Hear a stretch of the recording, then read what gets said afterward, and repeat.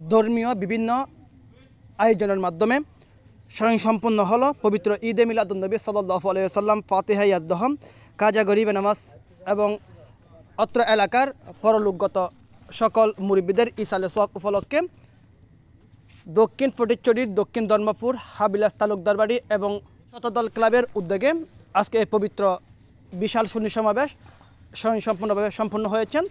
ইতিমধ্যে আলহামদুলিল্লাহ আমরা সরাসরি এটি লাইভে প্রচার করেছিলাম। এখন একদল তরুণ এবং নবীন প্রবীণরা মিলে এখানে সমাবদ্ধ হয়েছে। আমরা যে আজকে এখানে তাদের যে মাহফিল কতটুকু পর্যন্ত তাদের সমাপ্ত হয়েছে, কতটুকু পর্যন্ত তারা সফলতা অর্জন করেছে, সে সুবাদে আমরা একটু করে এই অ্যারেঞ্জমেন্ট কমিটির যারা কর্মকর্তা রয়েছেন তাদের সাথে একটু কথা বলে জানতে চাইবো তাদের যে এই মাহফিলে সর্বোপরি আপনাদের কতটুকু পর্যন্ত আসলে আপনারা সাকসেস হয়েছে বলে আপনারা মনে করছেন।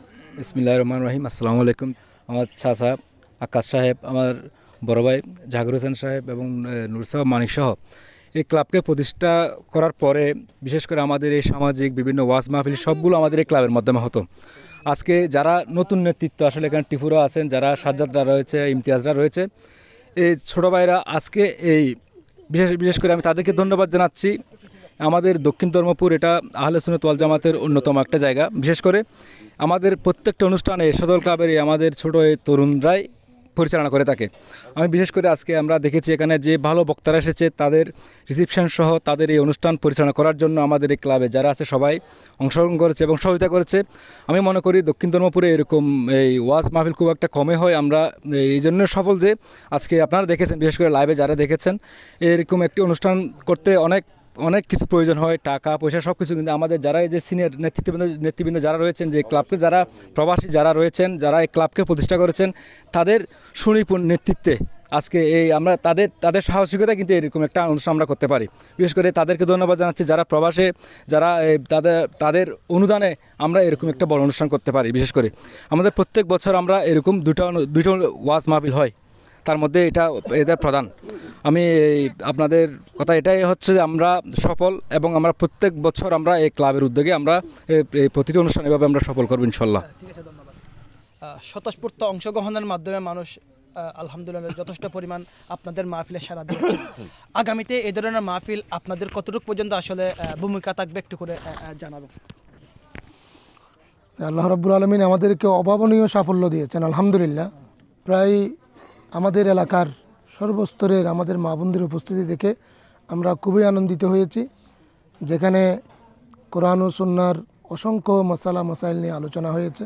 খতমে কোরআনে করিম, খতমে সালাওয়াত রসুল এবং মিলাদ কিয়াম দুরুসসালামের মাধ্যমে উত্তর চট্টগ্রামের বড় বড় সিনিয়র উলামায়ে কেরামের উপস্থিতি এখানে হয়েছে, যেটা লাইভের মাধ্যমে সরাসরি সম্প্রচার হয়েছে।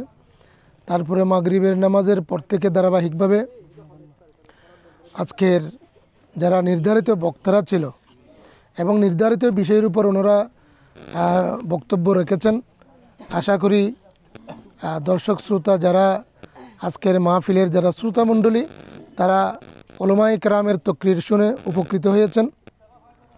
ইসলামী শরীয়তের বিভিন্ন জটিল কঠিন মাসালা বিষয়ে আলোচনা হয়েছে। সকলের সহযোগিতায় আমাদের বিশেষ করে প্রবাসী যারা আছে, প্রবাসী ভাইদের সহযোগিতা আজকে এত বিশাল আয়োজন হয়েছে, তাদের শুকরিয়া আদায় করছি। তাদের অনেক কষ্ট, অনেক ত্যাগ, অনেক কোরবানি এবং দেশের মধ্যেও যারা আছে আমাদের ভাইয়েরা, তাদেরও অনেক কষ্ট, শ্রম, কোরবানি আল্লাহ রাব্বুল আলামিন কবুল করুক। এবং সকলের যারা যেভাবে এই মাহফিলের জন্য যারা যেভাবে শরিক হয়েছেন, আল্লাহ রাব্বুল আলামিন সকলের শিরকতকে কবুল করুক, আমিন।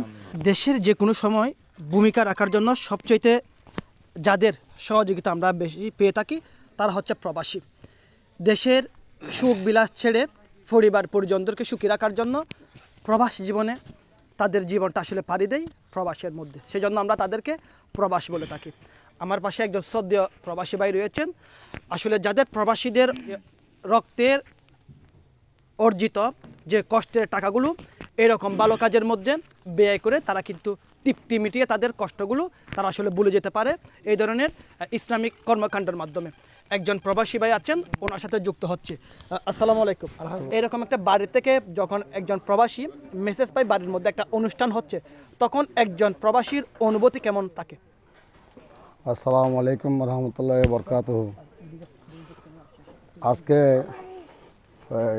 দক্ষিণ ধর্মপুর শতবল ক্লাব পত্রিকা আয়োজিত হাবিলিয়া তালুকবাড়ির যে ঈদে মিলাদুন্নবী উদযাপন উপলক্ষে যে কর্মসূচি আয়োজন করেছে, আমরা অনেক সুন্দর করে উদযাপন করছি এবং প্রবাস থেকে যারা সাহায্য সহায়তা করছে তাদেরকে আমি অসংখ্য ধন্যবাদ জানাই।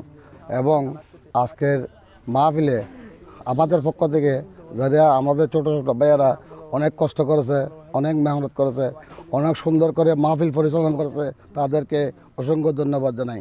প্রবাসীরা অনেক সহযোগিতা করেছে এবং আমাদের বাড়ির লোকেরাও অনেক সহযোগিতা করেছে, তাদেরকে অসংখ্য অসংখ্য ধন্যবাদ। আর আমরা প্রবাসীরা যারা আছি বিদেশের মধ্যে, তারা অনেক কষ্ট করতেছে, অনেক কষ্ট করে টাকা পয়সা অর্জন করতেছে এবং মাহফিলের জন্য, মাহফিলকে বড়সড় করার জন্য অনেক চেষ্টা করতেছে। তাদের জন্য আপনারা দোয়া করবেন। শতভাগ কষ্টের সফলতা অর্জন করে শেষ বক্তব্য তারা স্বস্তির নিঃশ্বাস পেলে তারা জানাচ্ছে আগামীতে এই ধরনের ইসলামিক আয়োজনগুলো আরও ব্যাপক আকারে করতে চায়, যাতে এলাকার এবং 10 জনের ইসলামের প্রেম মহব্বত অন্তরে দাবিত করে, যাতে সঠিক রূপ দেখায় ইসলামের পথ প্রদর্শনের আলোর দিশারি হয়ে সামনের তরুণ সমাজকে পথ দেখাবে, এই আশায় পথটাই ব্যস্ত করছেন সিনিয়র নেতৃবৃন্দরা। এতক্ষণ আমাদের সাথে যুক্ত ছিলেন, সবাইকে ধন্যবাদ এবং অভিনন্দন জানিয়ে আজকের মতো এখানে শেষ করছি। সুস্থ থাকবেন, ভালো থাকবেন, আল্লাহ হাফেজ, আসসালামু আলাইকুম রহমতুল্লাহ।